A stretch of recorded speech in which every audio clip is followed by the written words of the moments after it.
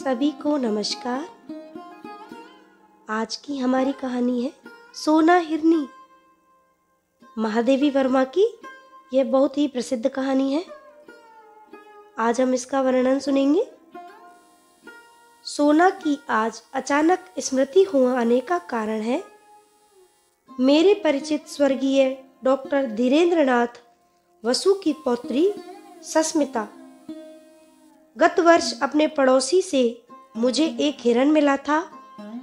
बीते कुछ महीनों में हम उससे बहुत स्नेह करने लगे हैं, परंतु अब मैं अनुभव करती हूँ कि सघन जंगल से संबद्ध रहने के कारण तथा अब बड़े हो जाने के कारण उसे घूमने के लिए अधिक विस्तृत स्थान चाहिए।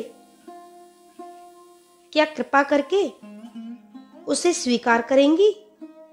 सचमुच मैं आपकी बहुत आभारी रहूंगी, क्योंकि आप जानती हैं मैं उसे ऐसे व्यक्ति को नहीं देना चाहती जो उससे बुरा व्यवहार करे। मेरा विश्वास है आपके यहाँ उसकी भली भांति देखभाल हो सकेगी। कई वर्ष पूर्व मैंने निश्चय किया कि अब हिरण नहीं पालूंगी, परंतु आज उस नियम को भंग किए बिना इस कोमल प्राण जीव की रक्षा संभव नहीं है। सोना भी इसी प्रकार अचानक आई थी, परंतु वह तब तक अपनी शैशवावस्था भी पार नहीं कर सकी थी। सुनहरे रंग के रेशमी लच्छों की गांठ के समान उसका कोमल लघु शरीर था, छोटा सा मुंह और बड़ी बड़ी पानीदार आंखें। देखती थी तो लगता था कि अभी झलक पड़ेंगी। उनमें प्रसुप्त गति की बिजली की लहर आंखों में कौंध जाती थी। सब उसके सरल शिशु रूप से इतने प्रभावित हुए कि किसी चंपक वर्णा रूपसी के उपयुक्त सोना, सुवर्णा, स्वर्णलेखा आदि नाम उसका परिचय बन गए। परंतु उस बेचारे हिरण श्रावक की कथा तो मिट्टी की एक ऐसी व्यथा कथा है जिसे मनुष्य निष्ठुरता से गढ़ती है। वह न किसी दुर्लभ खान के अमूल्य हीरे की कथा है और न अथाह समुद्र के महार्घ मोती की। निर्जीव वस्तुओं से मनुष्य अपने शरीर का प्रसाधन मात्र करता है, अतः उनकी स्थिति में परिवर्तन के अतिरिक्त कुछ कथनीय नहीं रहता। परंतु सजीव से उसे शरीर या अहंकार का जैसा पोषण अभीष्ट है, उसमें जीवन मृत्यु का संघर्ष है, जो सारी जीवन कथा का तत्व है। जिन्होंने हरितिमा में लहराते हुए मैदान पर छलांगे भरते हुए हिरणों के झुंड को देखा होगा, वही उस अद्भुत गतिशील सौंदर्य की कल्पना कर सकता है।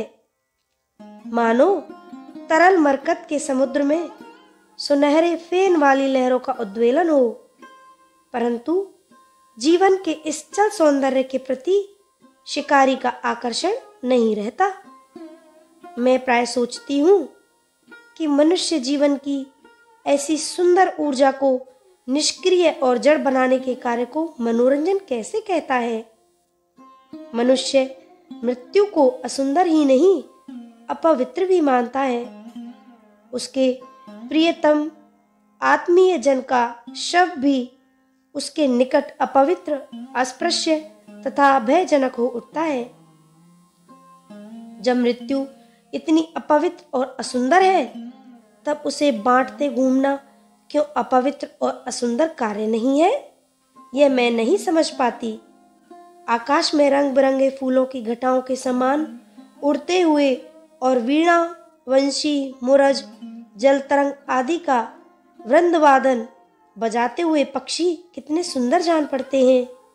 मनुष्य ने बंदूक उठाई, निशाना साधा और कई गाते उड़ते पक्षी धरती पर ढेले के समान आ गिरे। किसी की लाल पीली चोंच वाली गर्दन टूट गई, किसी के पीले सुंदर पंजे टेढ़े हो गए और किसी की इंद्रधनुषी पंख बिखर गए।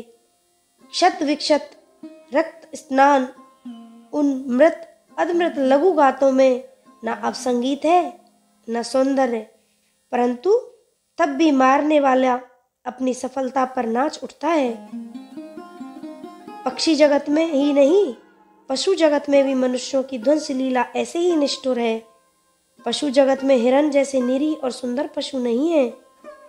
उसकी आंखें तो मानो करुणा की चित्रलिपि हैं, परंतु इसका भी गति में सजीव सौंदर्य मनुष्य का मनोरंजन करने में असमर्थ है। मानव को जो जीवन का श्रेष्ठतम रूप है, जीवन के अन्य रूपों के प्रति इतनी वितृष्णा और विरक्ति और मृत्यु का इतना मोह और इतना आकर्षण क्यों? बेचारी सोना भी मनुष्य की इसी निष्ठुर मनोरंजन प्रियता के कारण अपने अरण्य परिवेश और स्वजाति से दूर मानव समाज में आ पड़ी थी।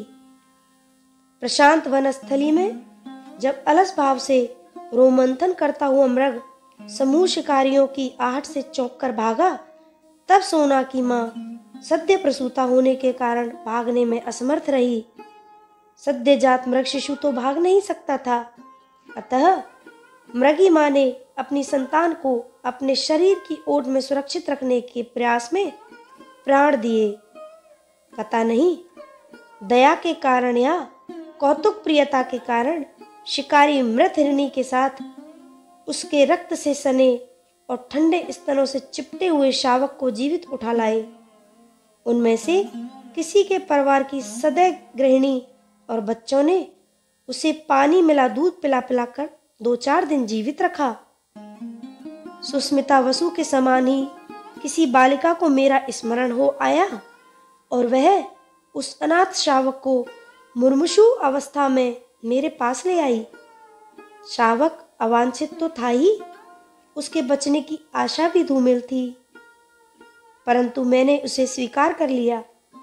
स्निग्ध सुनहले रंग के कारण सब उसे सोना कहने लगे।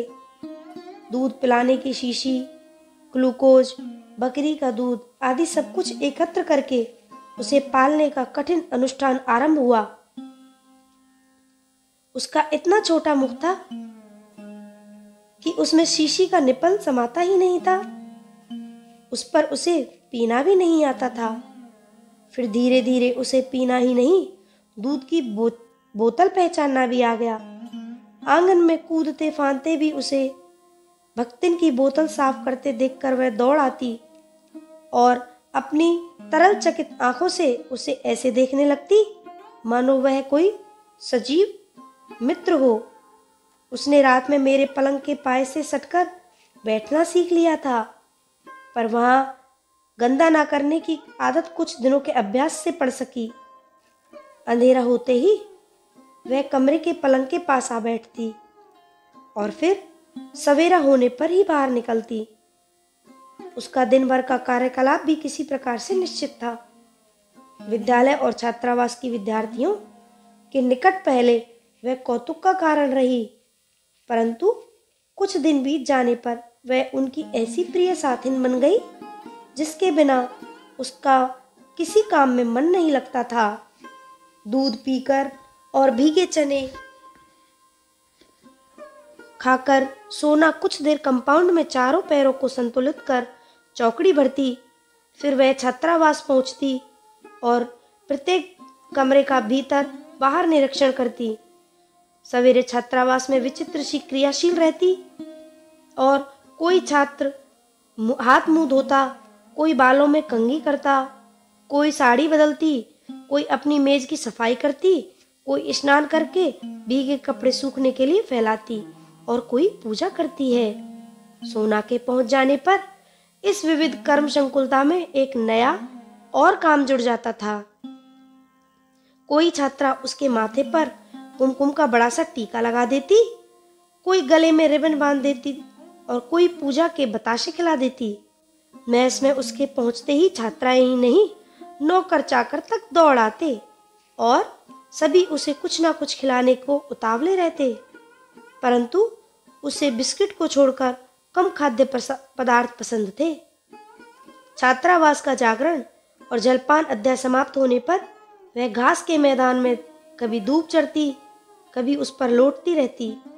मेरे भोजन का समय वह किस प्रकार जान लेती थी, यह समझने का उपाय नहीं है, परंतु वह ठीक उसी प्रकार और उसी समय भीतर आ जाती और तब तक मुझसे सटी खड़ी रहती जब तक मेरा खाना समाप्त न हो जाता। कुछ चावल, रोटी आदि उसका भी प्राप्य रहता था, परंतु उसे कच्ची सब्जी ही अधिक भाती थी। घंटी बजते ही वह फिर प्रार्थना के मैदान में पहुंच जाती और उसके समाप्त होने पर छात्रावास के समान ही कक्षाओं के भीतर बाहर चक्कर लगाना आरंभ करती। उसे छोटे बच्चे अधिक प्रिय थे, क्योंकि उनके साथ खेलने का अधिक अवकाश रहता था। वे पंक्तिबद्ध खड़े होकर सोना सोना पुकारते और वह उनके ऊपर से छलांग लगाकर एक ओर दूसरी ओर कूदती रहती। सर्कस जैसा खेल कभी घंटों चलता, क्योंकि खेल के घंटों में बच्चों की कक्षा के उपरांत दूसरी आती रहती। मेरे प्रति स्नेह प्रदर्शन के उसके कई प्रकार थे। बाहर खड़े होने पर वह सामने या पीछे से छलांग लगाती और मेरे सिर के ऊपर से दूसरी ओर निकल जाती। प्राय देखने वालों को भय होता था कि उसके पैरों से मेरे सिर पर चोट न लग जाए, परंतु वह पैरों को इस प्रकार सिकोड़े रहती और सिर को इतनी ऊंचाई से लांघती थी कि चोट लगने की कोई संभावना ही नहीं रहती थी। भीतर आने पर वह मेरे पैरों से अपना शरीर रगड़ने लगती। मेरे बैठे रहने पर वह साड़ी का छोर मुंह में भर लेती और कभी पीछे चुपचाप खड़े होकर चोटी ही चबा डालती। डांटने पर वह अपनी बड़ी गोल और चकित आंखों से ऐसे निर्वचनीय जिज्ञासा भरकर एकटक देखने लगती कि हंसी आ जाती। कवि गुरु कालिदास ने अपने नाटक में मृगी, मृग, शावक आदि को इतना महत्व क्यों दिया है, यह हिरन पालने के उपरांत ही ज्ञात होता है। पालने पर वह पशु न रहकर ऐसा स्नेही संगी बन जाता है जो मनुष्य के एकांत शून्य को भर देता है, परंतु खींच उत्पन्न करने वाली जिज्ञासे उसे बोझिल नहीं बनाता। यदि मनुष्य दूसरे मनुष्य से केवल नेत्रों से बात कर सकता तो बहुत से विवाद समाप्त हो जाते, परंतु प्रकृति को यह अभिष्ट नहीं रहा होगा। संभवतः इसी से मनुष्य वाणी द्वारा परस्पर किए गए आघातों और सार्थक शब्दों से अपने प्राणों पर इन भाषाहीन जीवों की स्नेह तरल दृष्टि का चंदन लेप लगाकर स्वस्थ और आश्वस्त होना चाहता है। सरस्वती वाणी से ध्वनि प्रतिध्वनित कण्व के आश्रम से ऋषियों, ऋषि पत्नियों, ऋषि कुमार, कुमारिकाओं के साथ मूक अज्ञान मृगों की स्थिति भी अनिवार्य है। मंत्रपूत कुटियों के द्वार को निहार कर चाहने वाले मृग रूंध लेते हैं। विदा लेती हुई शकुंतला का गुरुजनों के उपदेश आशीर्वाद से बेजिल अंचल उसका अपत्यत्य पालित मृग छोना थाम लेता है। यस्य त्वया व्रण वीरोपण मिंड गुदीनाम तैलम न्यश्चित मुखे कुश सूचि विदे श्यामाक मुष्टि परिवर्तितम को जहाति सोयम न पुत्र कृतकः पदवी मृगस्ते। शकुंतला के प्रश्न पर कि कौन मेरा आंचल खींच रहा है, कण्व कहते हैं, कुश के कांटे से जिसका मुख छिद जाने पर तू उसे अच्छा करने के लिए हिंगोट का तेल लगाती थी, जिसे तूने मुट्ठी भर भर के सवा के दानों से पाला है, जो तेरे निकट पुत्रवत है, वही तेरा मृग तुझे रोक रहा है। साहित्य ही नहीं, लोक गीतों को मम स्पर्शिता में भी मृगों का विशेष योगदान रहता है।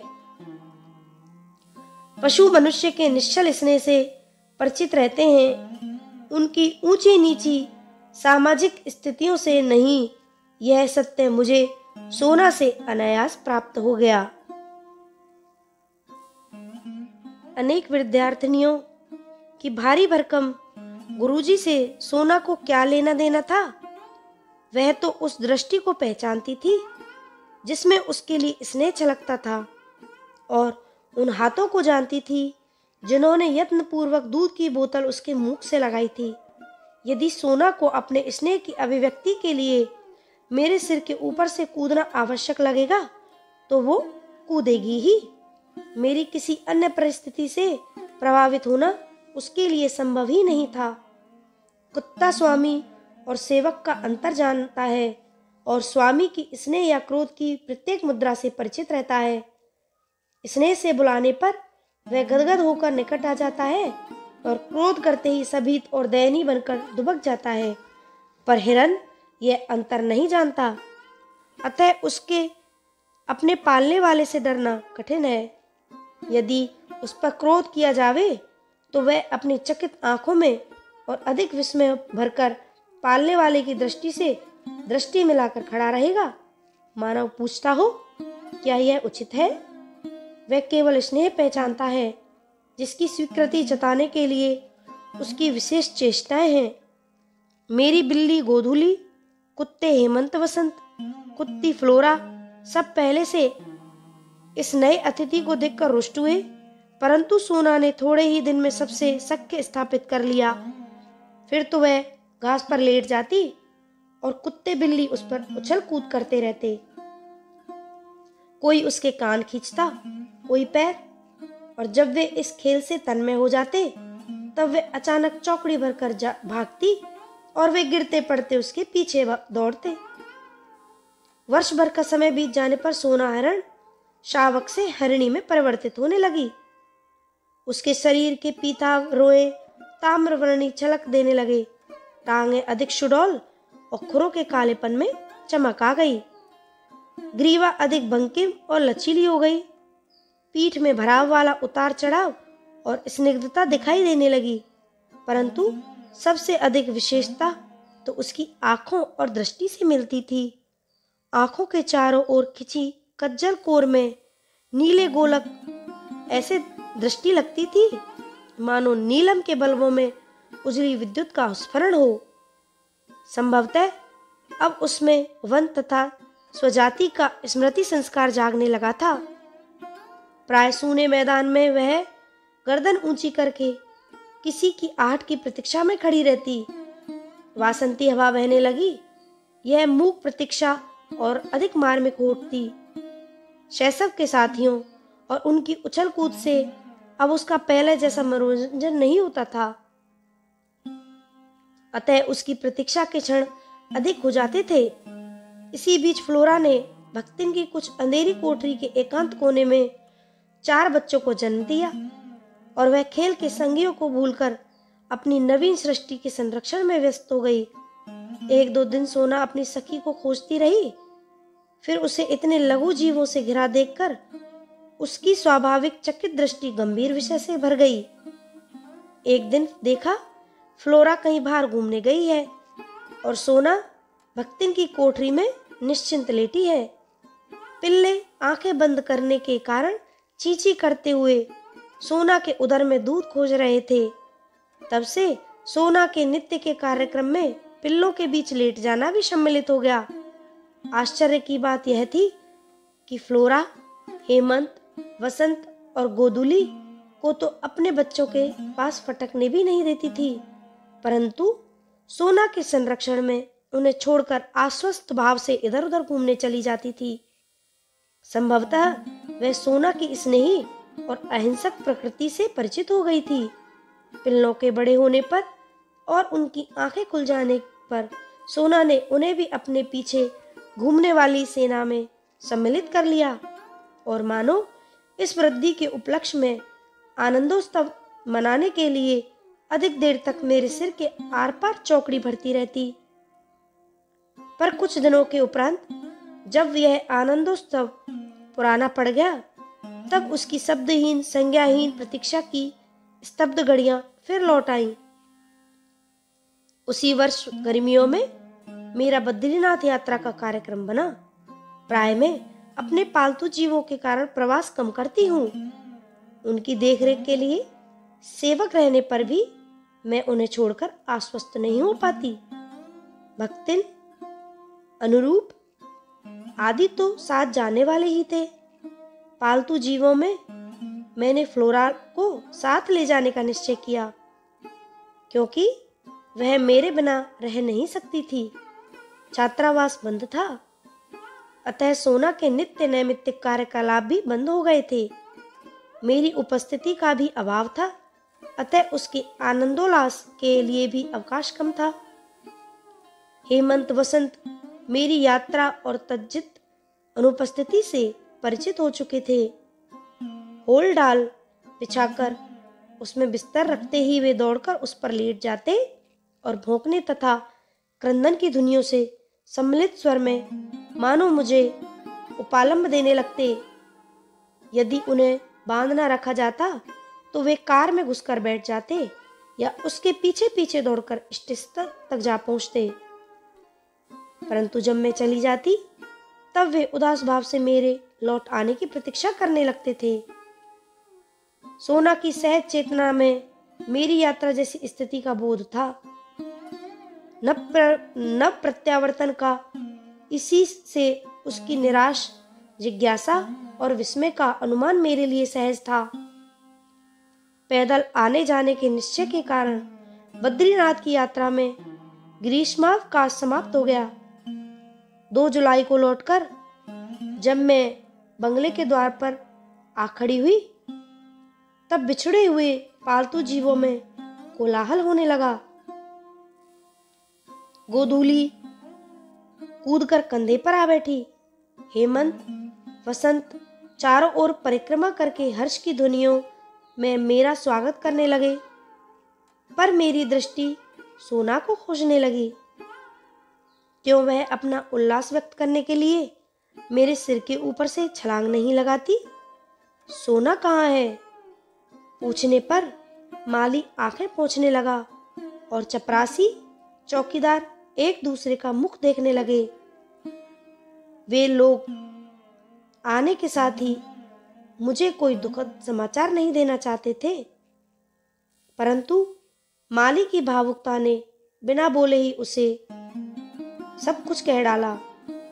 ज्ञात हुआ कि छात्रावास के सन्नाटे और फ्लोरा के तथा मेरे अभाव के कारण सोना इतनी अस्थिर हो गई थी कि इधर उधर कुछ खोजती सी वह प्राय कंपाउंड से बाहर निकल जाती थी।